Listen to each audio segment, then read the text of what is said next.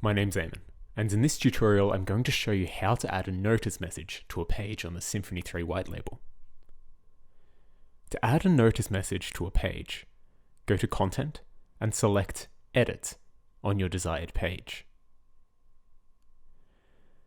Select the Add Paragraph button at the bottom left of the page.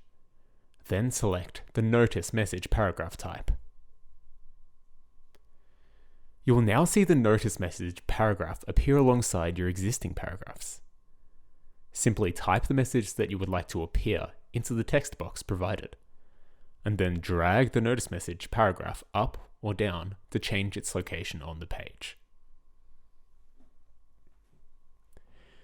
To view your changes before saving, you can use the preview button at the top right, and always remember to save your changes before you finish. That's a brief overview of the notice message paragraph type. I'll see you in the next video.